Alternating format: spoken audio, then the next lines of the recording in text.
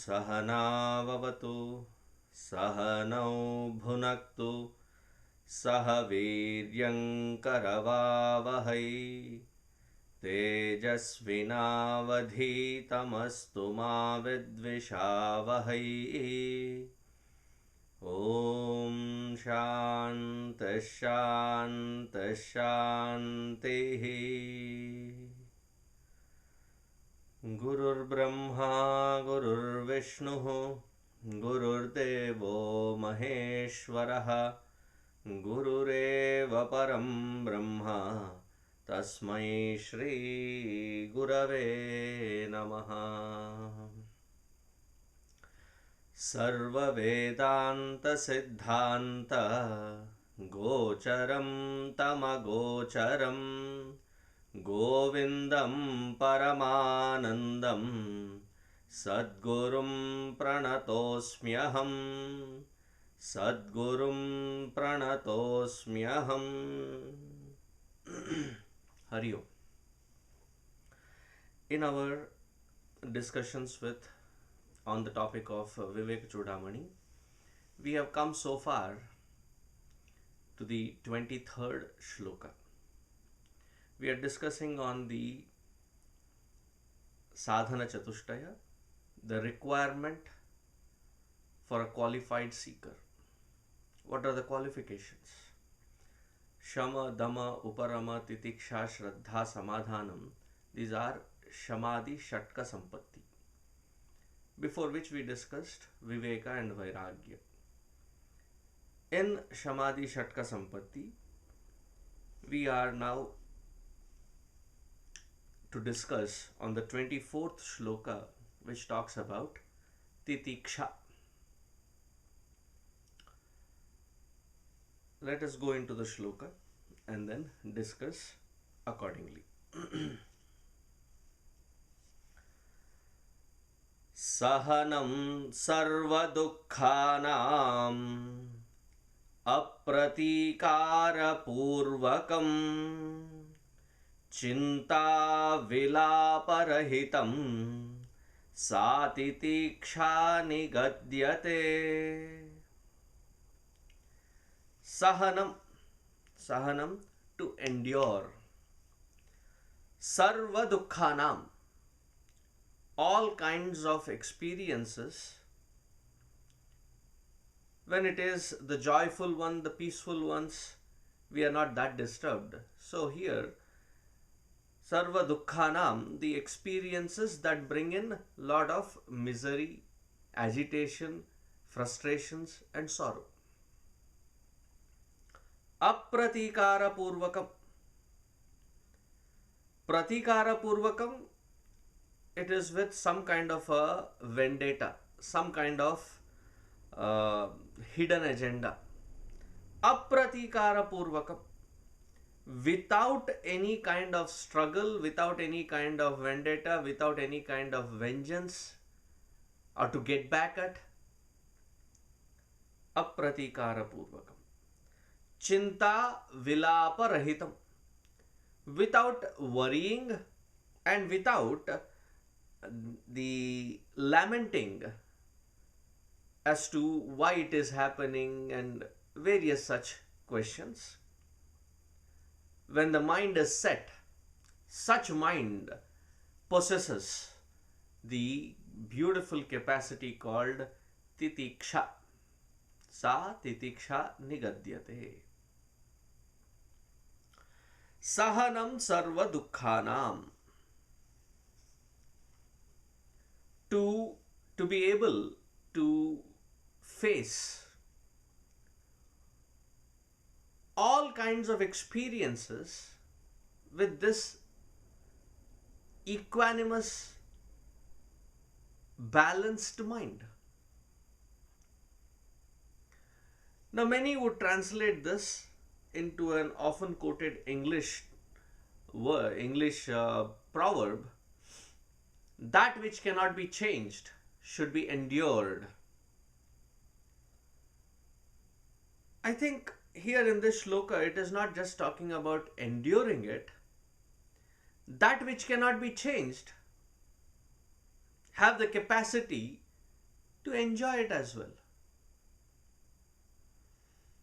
Now, whenever these qualities and qualifications are talked about, let us not talk about some, I wouldn't say trivial, but something which we are not facing, an arbitrary set of examples, and in that arbitration trying to find if this definition can be fixed. For many of us, as we go through life, we don't have that many curveballs. When I say curveballs, when we look at Lord Bhagwan Sri Ramchandra Ji's life, at every step of his life,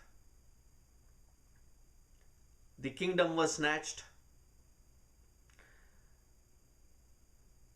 He was supposed to be the next in line. It's almost like tomorrow he is supposed to get in, and today he gets thrown out. Thrown out not just from the being the king, but from the kingdom itself for 14 years. And then Sita ji is abducted,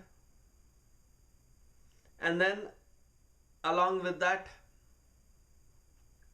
he goes through various such situations. I don't think many of us go through that kind of a experience, or like the Pandavas, right from the age of 4 or 5, there were constant attempts at assassinating them all. From that age till the age that they fought the Mahabharata war, the Kurukshetra war, every step of their way, they had trials, strife, constantly happening in their life. There was not a moment wherein they had a break from life. Now, when we look at our own lives, it may not be that dramatic. But the point is that these principles have to be applied in our own day-to-day lives, where the curveballs, they may happen, but they are not that dramatic in nature. And when we try analyzing these applied in day-to-day life, how can such person who has such kind of experience take it as joy?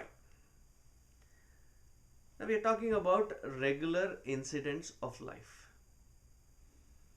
Almost about 80-90% of our life is on a constant repetitive mode.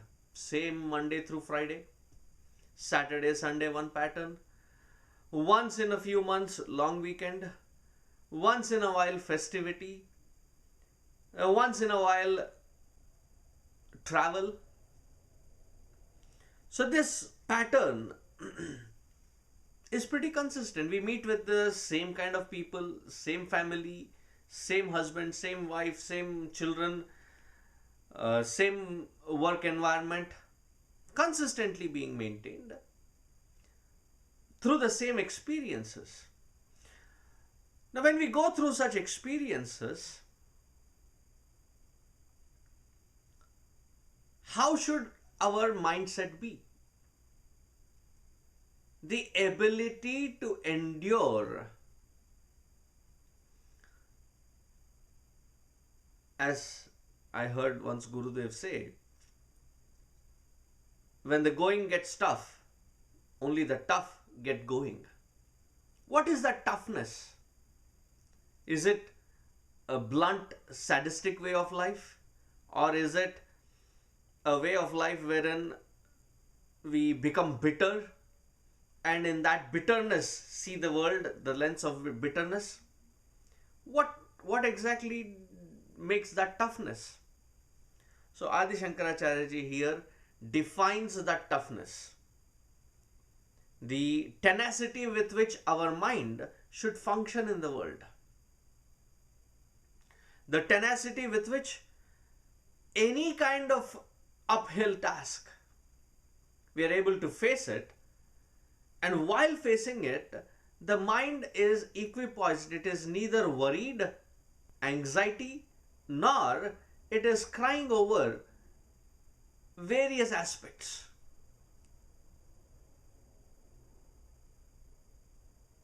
So I would like to define it as the ability not just to endure life, but when we know that it is my life, my own experiences that I have to get through, the ability to not get frustrated with it, not get irritated with it, and to find the joyfulness to go through whatever we have to go through.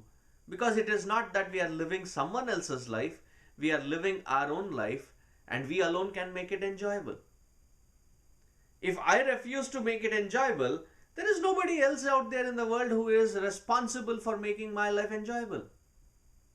It's my foremost duty to make my life joyous, to make my life filled with happiness.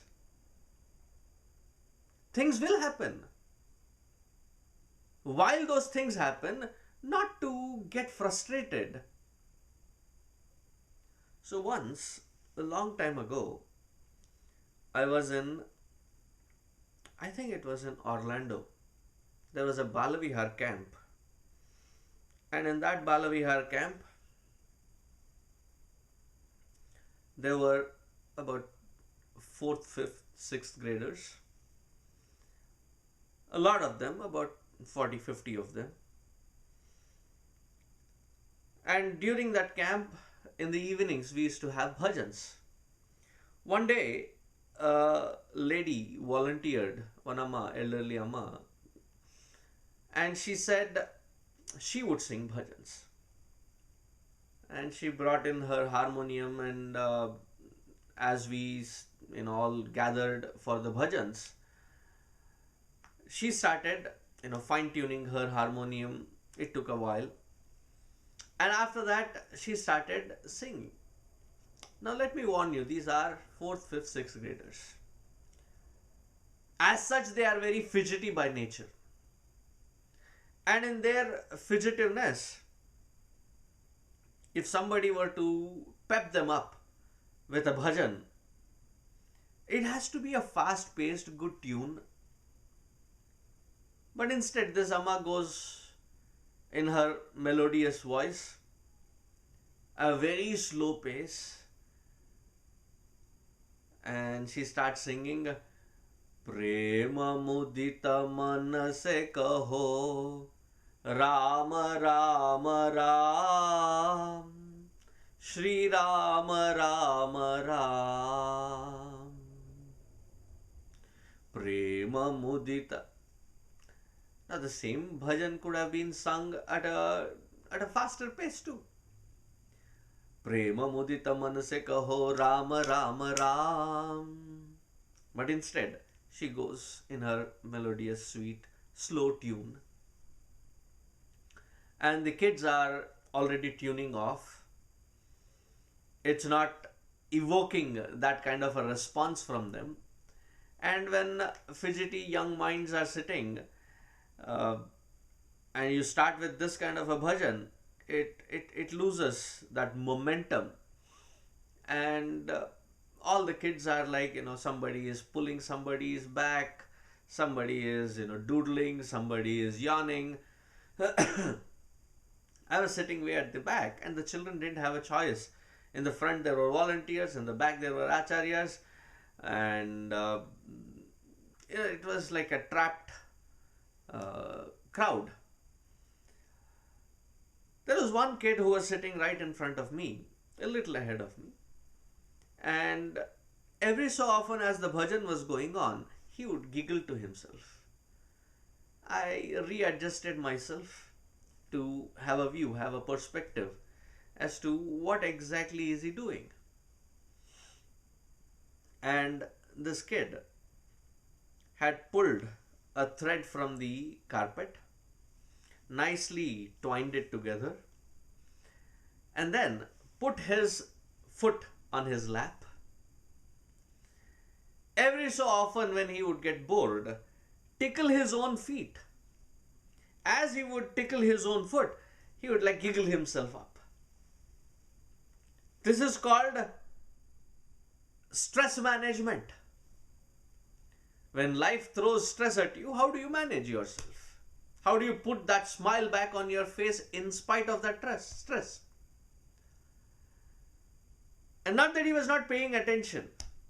As the Amma went on and on, the Pallavi, when the main first two lines when they were being sung, Shri Rama Rama Ram, Shri Rama Rama Ram.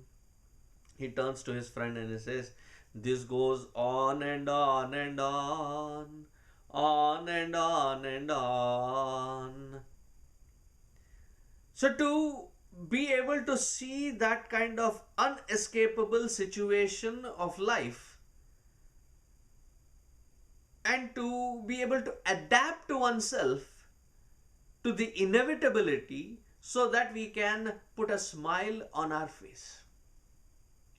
If living my own life, my own day-to-day experience, I cannot harness to pull that smile on my own face, who else can?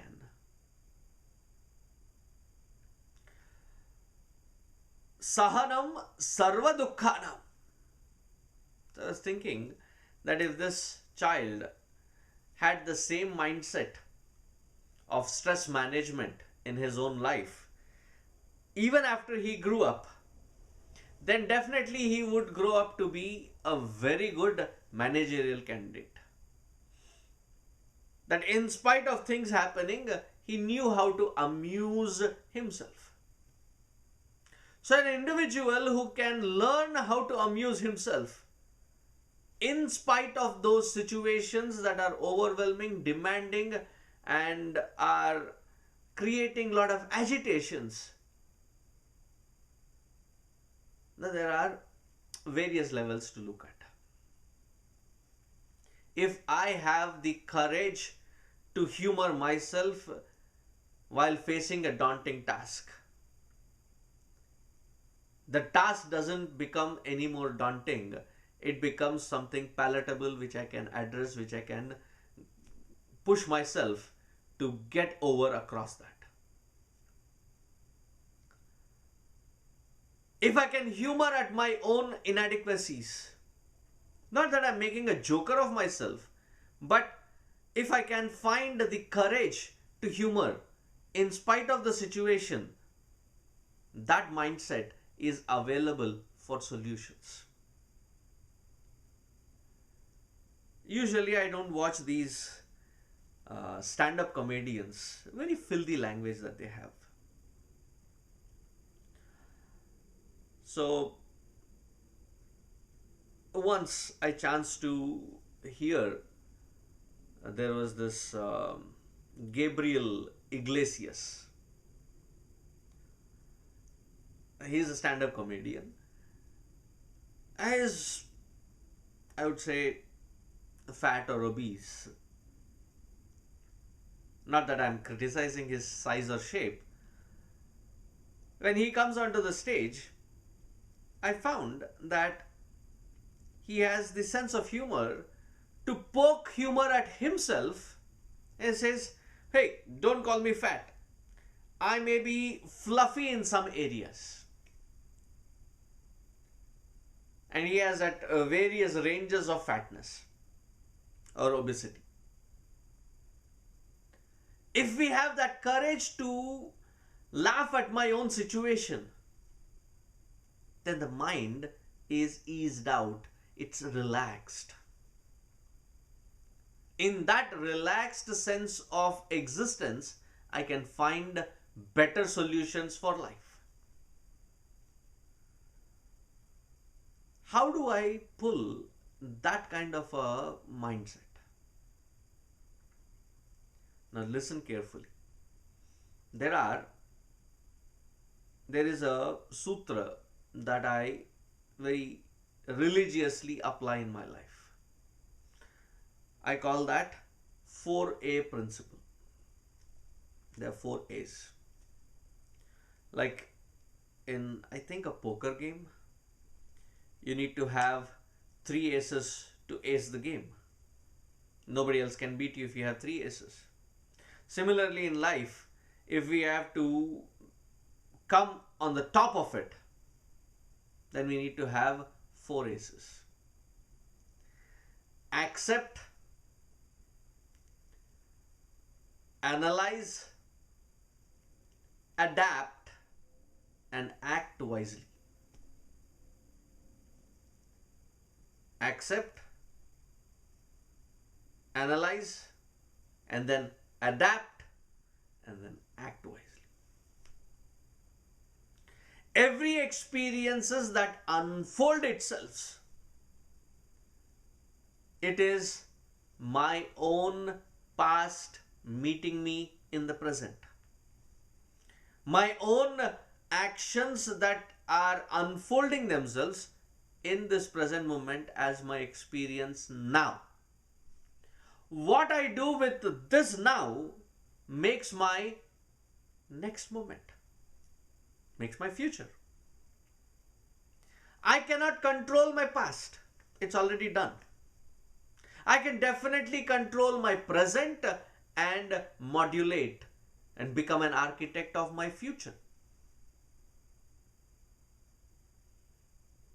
So as that past unfolds itself as this present moment, in this present moment, as I start experiencing it, do not run away from it or shy away from it or feel agitated about it. It's my own life unfolding. That life which is unfolding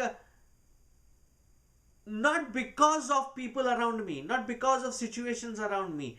I am amidst those people in that kind of situation with those kinds of variables because that experience which I have to go through as my life can unfold only in such environment.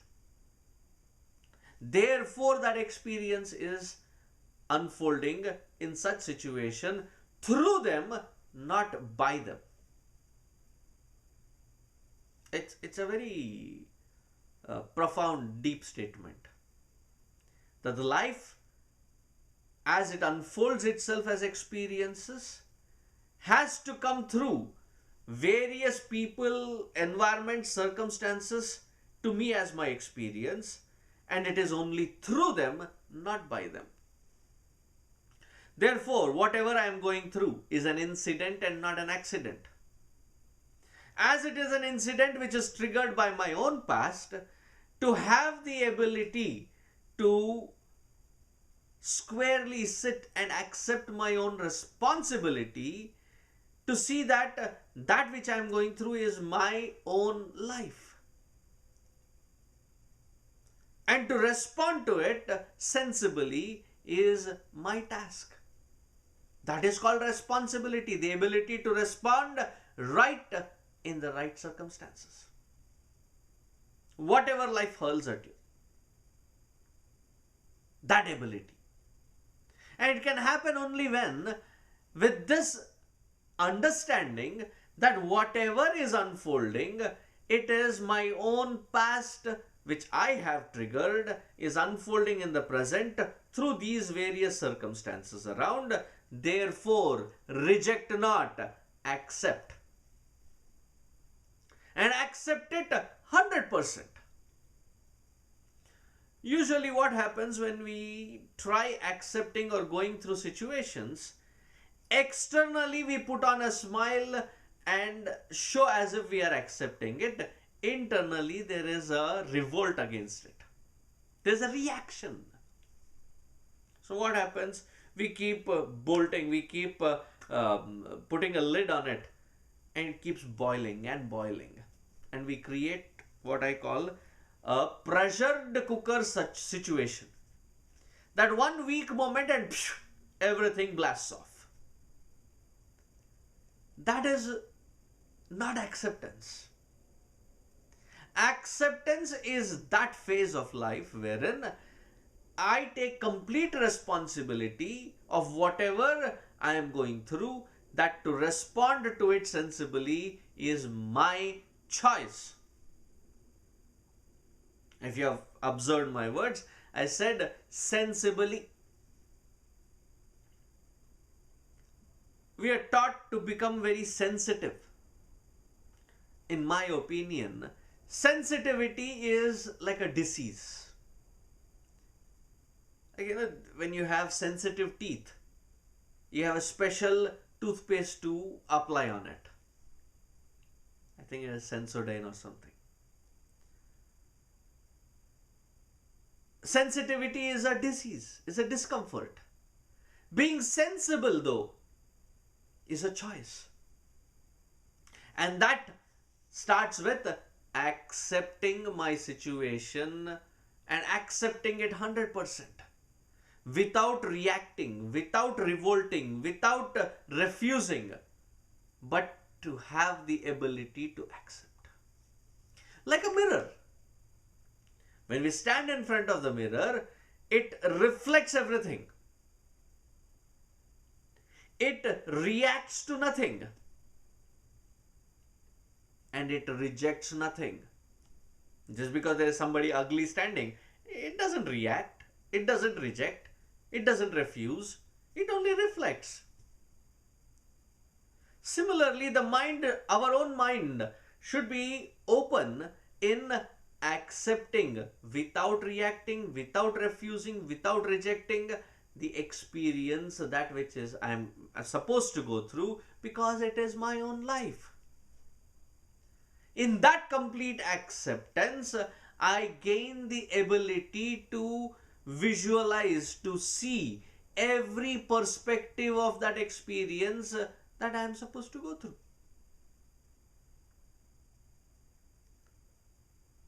Once we have accepted it, then the next would be the ability to analyze it. Analyze it not from any prejudiced view. Do not tarnish the experience based on earlier experiences. That would not be the right way of looking at it. Let the experience unfold. Let us not be judgmental. Let us not carry any prejudiced mindset as life unfolds. Let it unfold. As it unfolds,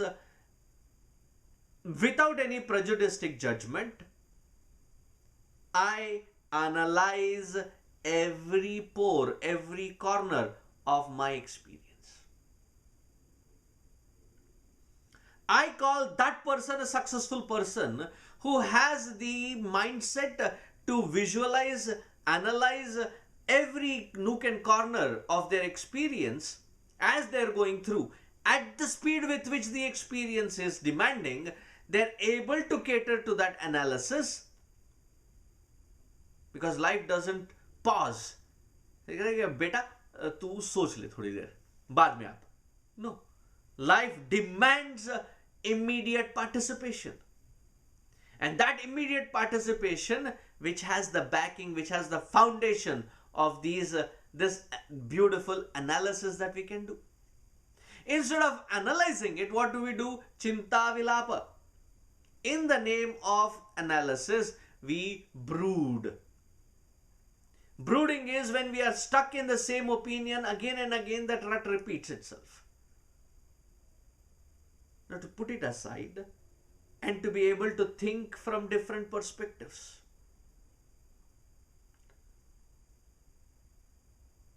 In every possible angle.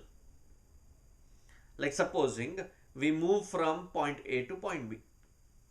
We are moving, the entire family, my business has changed, I am resettling into a new place. As I'm moving into that new locality, I would want to check. I would want to see the schools for the children, the house in a good, safe neighborhood, finding being an Indian, so Indian grocery stores, Indian environment, or various things that my children or me or my family needs. Then again, their taekwondo classes, their Bharatanatyam classes, and all those different other parameters, or tennis or whatever it is. So finding them.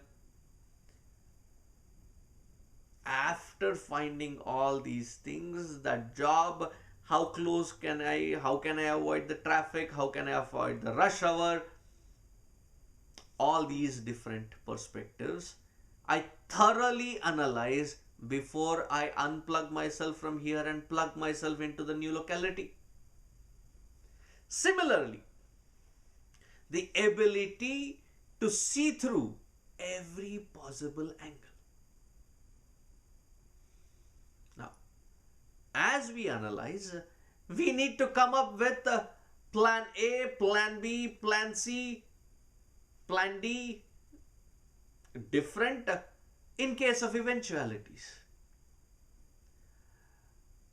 Not just that we keep planning, but also include in that planning a possibility that though I have planned, this can fail. In case of failing, how do I accept it? How do I see myself going through? What would be the other probabilities? How do I respond to it if it fails? Many of us in our planning, in our analysis, we don't take that into consideration. We only take into consideration various aspects of doing and doing and doing, but the results of our doing, we don't take into consideration. Even if we only take those positive results and keep anticipating for it, but don't prepare our mind in case of eventuality. How should I face it? How should I cater to it? Analysis should include that too. Not that we keep indulging ourselves in possibilities of all negativities. Then again worry starts. Not just thinking about the possibilities of failing, but in case if I fail, how do I rebound? Now with such preparation, what happens when we enter into our life? As life unfolds, as I go through that experience, I go through it as a surprise maybe, but never a shock. Because I have allowed myself go through various scenarios and prepared for it. Now another thing that should go into planning, into this analysis, is there are so many factors unknown. Have we left ourselves a room for these unknown parameters when they creep in, when they catch hold unawares? Have I left myself some elbow room to face it? All this goes into analysis. Now, having analyzed, it should, or our analysis should lead to a solid doables. There's a vision, and that long road to vision is supported by the pillars of goals, short-term goals, long-term goals. And it is the rate of adaptability of this individual, the fourth A. How do I cater to it? How do I adapt to it? Now I go back to the example of baseball or cricket. When you're a novice, you're just still trying, you're still a kid learning that sport. You can always demand, put a puppy face and say, that was too fast. Put a slow ball to me. Yeah, training the kids, we throw an underarm ball, a slower one, straight onto their bat, and making sure that it connects and they feel the joy of smacking that ball around. Now, once you are an expert at that particular field, you're playing at an international arena, you're playing at 50,000 crowd, just the stadium, millions of them watching online. And with these cameras these days, every stroke, every angle, every possibility is analyzed. Post-analysis, they just shred. And you're prepared for it. And when a fast bowler comes, or a spinner comes, or a outswinger comes, the in-swinger comes, a googly comes, These are various types of cricket balls, the bowling techniques. To know when the ball is being released, what kind of ball it will be. To have a mental picture as to what different set of fielders are there on the field. Whether the wicketkeeper is close, whether the wicketkeeper is back, whether there is a slip, whether how many slips are there, is there a gully point, is there a various placements. And then as the ball is being hurled at us, as it is being released, you look at the seam, whether is it an off seam or is it a straight seam, or is the shine is on this side or shine is on that side. You're evaluating it. As you're evaluating, you take a position, you take a stance, and then whether it is a hook or a cover drive or a defense or a well left, these are various choices. Looking at that ball to adapt to oneself. You cannot go with a preconceived notion. Now whatever be the ball, I'm going to smack it this way only. And such people are the ones who get out. In spite of the ball, I place it according to my convenience, to my favor. Life is also like a game. See, after analyzing it, then my past experiences, not the person, not the event, not who, but how it happened, all those past experiences, those nuggets of wisdom, in the light of that wisdom, I evaluate my own plan again to see if there are any gaps, and then plug in those gaps. Come up with solutions, come up with possibilities of to-dos, short term, long term, and then adapt accordingly. The rate at which we adapt to the situation as the experience is unfolding, that is called success.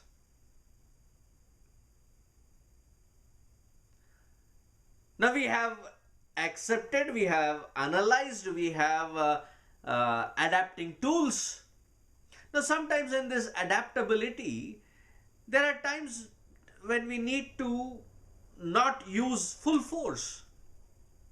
Like to put a nail on these walls, the American houses, you don't need a hammer and a nail.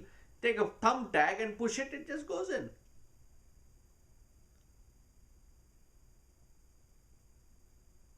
Sometimes the wall requires a hammer and a nail. To know when to use what is adaptability. Yes, a sharp blade is required to shave, but I cannot use an axe. It's a sharp tool, but that is to cut the trees. I need a thinner, sharper edged to shave. I can use a sharp knife to cut vegetables, but to cut open and do a surgery, I need a scalpel. Various tools. So in adaptability, there are times when we have to step up according to the situation that is demanding. So we cannot cut a sorry figure saying, I gave it my best. That's a sloppy answer. No, life doesn't accept it. Whose life? My own life doesn't accept it. So what should be the solution? My solution should be that whatever the life is demanding, I cater the best that the life is demanding out of me. I cannot say that I have given my best. Have you given the best which the life is demanding? Sometimes we have to step up. Sometimes we have to step down. Most of us use these point and shoot cameras these days, right? Now in this point and shoot cameras, what happens? There is a zoom in and zoom out capacity. And depending on what aspect of that frame that I want to capture, I zoom in and create that distance and capture that in the appropriate light and framing. I cannot go out into the world with a single zoom and say that my zoom is this only, whatever comes. No. If there was a camera product that was being sold with that kind of a sloppiness, then it is not a good camera. It will not sustain the market. It is that accessibility to zoom in and zoom out. Even with life, I cannot go with a complete zoomed out mindset. I cannot go in with a complete zoomed in mindset. I have to be flexible enough to zoom in and zoom out when required. That is adaptability. And then finally, act wisely. What is act wisely? Acting in a framework wherein every single action of mine is not to fulfill my some selfish desire, selfish purposes, but it is to appreciate the benevolence of that Lord. It is to appreciate the grandeur of that Lord. It is to appreciate His providence and to dedicate every action of mine at His will, at His feet. Karturagneya prapyate phalam karma kim param karma tajjadam kritimahodadau patana karanam phalam ashashvatam gati nirodhakam. Therefore, Ishwararpitam nechaya kritam. Offer it at the feet of the Lord and do it selflessly. Act wisely. When these different parameters are taken into consideration, the mindset that develops is called titiksha. It is not just blunt, pessimistic endurance. क्या करें, मेरा प्रारब्ध है, मेरा नसीब में ऐसे ही लिखा है, I have to accept it. No. Then it would be called a very passive way of acceptance, wherein it is quite liable for reactionary patterns. We have to get over those reactionary patterns. Chinta vilaparahitam. And Sant Goswami Tulsidas ji says, Chinta chita saman. Chinta and chita, there is only one na, half na. So when you keep doing chinta, what it takes you to is chita, fire. We burn our own fortunate life purposelessly. To create that forbearance, whatever life throws at you, I have the depth to consume it all, digest it, and bring the best. And that is my choice. And that choice of toughness of my mind is called titiksha in Sanskritam. Just one simple little word. So much of meaning hidden in that word. Shama, Dama, Uparama, Titiksha. In our next lecture, we will hear about Shraddha, which is also a beautiful pointer to create the mindset. So this is a very beautiful phase of Vivekachoodamani, my most favorite phase, and each point has got so much to offer.